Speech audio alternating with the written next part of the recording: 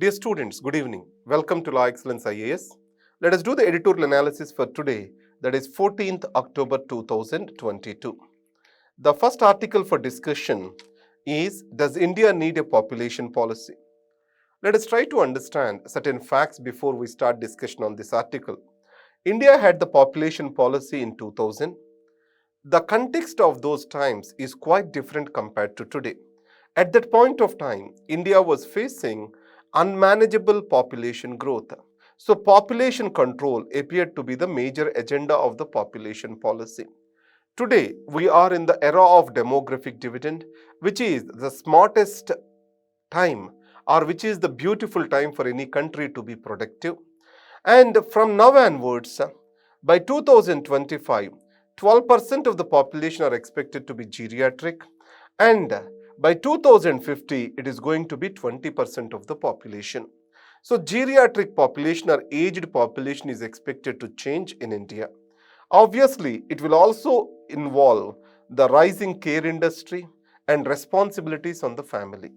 Out of this 20%, two-thirds will be women. It means that for aging, there is also a gender dimension. Women have longer lifespans compared to men. That's why more aged women are expected to exist by 2050 compared to men. This provides a different set of socio-economic challenges. It means that the population policy also need to have gender dimension.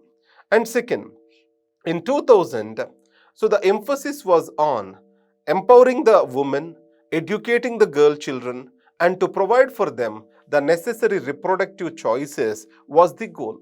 Today, we have to build on the benefits which we have achieved. Today, last year, India has achieved population stabilization. The total fertility rate has fallen below 2.1%. So 2.1. So it clearly shows that India's stand or policy has to shift to the changing circumstances. Remaining all the other factors, Indian policy appears to be appropriate. How the Indian policy has to change in this changed context? One is, we are in the era of demographic dividend. So demographic dividend has to be beneficial to the country. Our population change, if it has to yield dividends to the country, what is required? The first is, the skill development of the youth is required. We have to emphasize on skills and productivity of the population. Then only the national income's economic growth can increase. And second, adolescents are increasing in population. Obviously, the reproductive health has to be the major focus.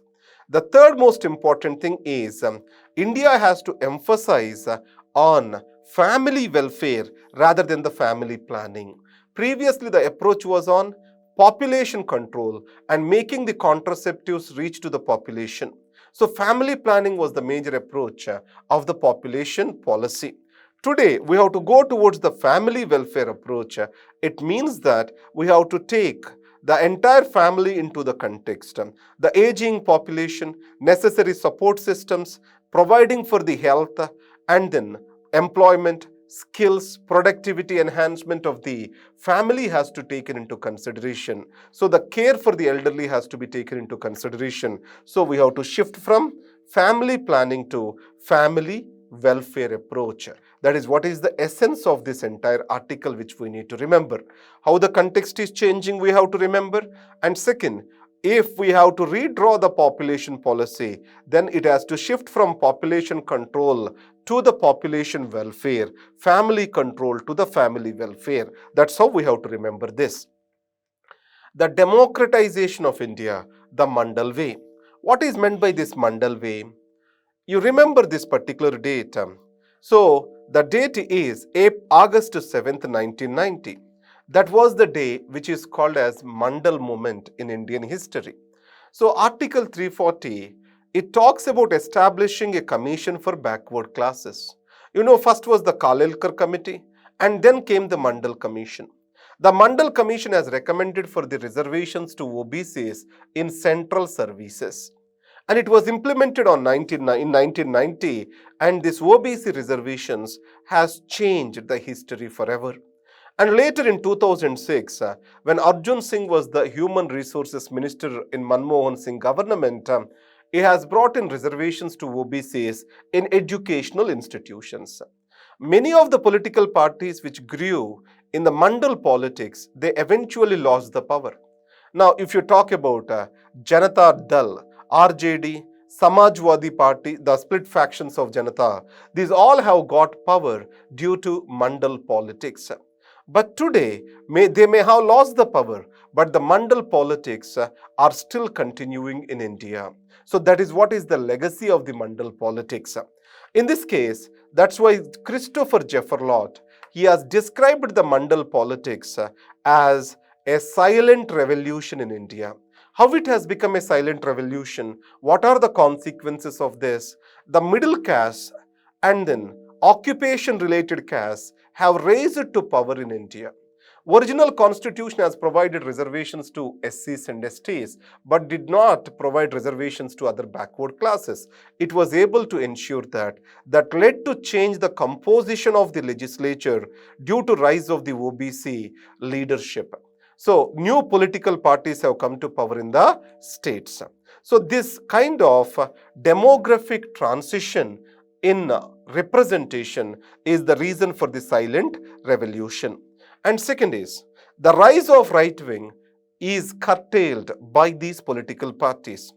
If you observe the VP Singh's statement, so when Radhayatra is going on, the VP Singh also announced for Mandal report and reservations to OBCs.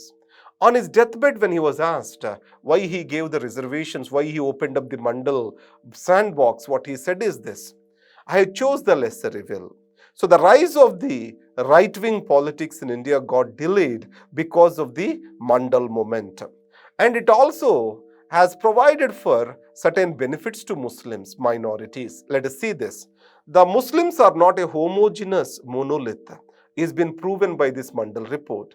The backward communities among the Muslims, they have started another movement that is called Pasmanda movement, the backward communities movement among the Muslims. So that's why Christopher Jefferlot has called this as a silent revolution. You can use this in your political science optional, and you can add value to this particular answer or through this topic. And the next is, finally, remember one thing. Backward communities and backward classes, they are homogeneous in definition today. So many of the backward classes are considered as backward communities. Backward communities are considered as backward classes. The homogeneous definition for these two has come due to the effort of the Mandal movement. And Dr. B.R. Ambedkar also has supported this in the Constitution Assembly. And split over hijab. Let us try to understand this point. The Supreme Court has given a split judgment on hijab rule in Karnataka.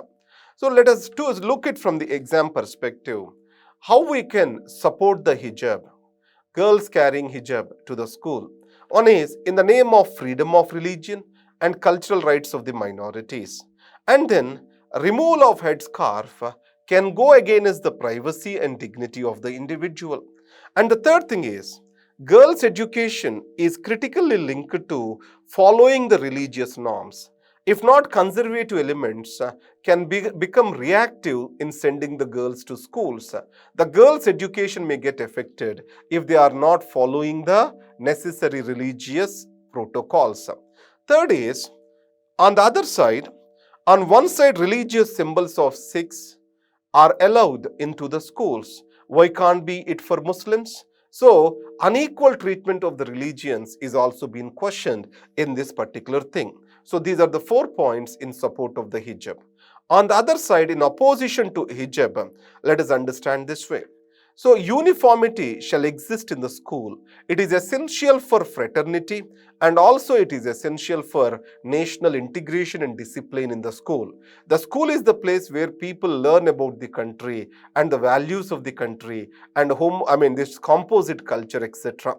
And second, educational places, they shall be seen on a different plane, and these shall be the places where reason and rationality has to be imparted.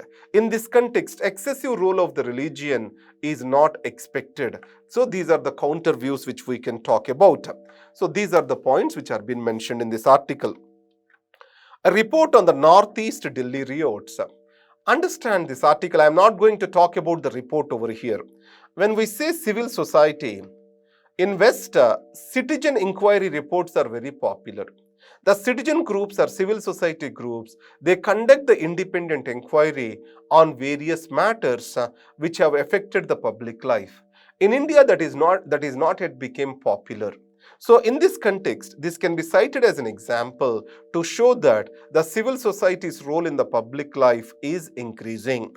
The uncertain justice is the report, and it has been prepared by a citizen committee which is commissioned by Constitutional Conduct Group. The group name is Constitutional Conduct Group. It is a citizens committee report. So that is broadening the role of the civil society in public life. You can quote that as an example. So as a plus one advantage, you can use this particular point. These are the articles for today. Thank you very much. And then your liberal comments are always motivating to me and to keep this program going. And today, one of the students met me in the classroom and she said she has improved her answer writing abilities because of this class. I felt very happy. Keeping all that aside, I want to tell you one thing. Every program will be successful with the students' participation. So, this entire hard work is to make you benefit towards the examination. I want to keep them as simple and precise possible for you to understand. So if you have a slight background, you can easily understand this particular article. I am trying to keep the background to the minimum so that I can give the right content towards your examination. Thank you very much. I wish you all the best.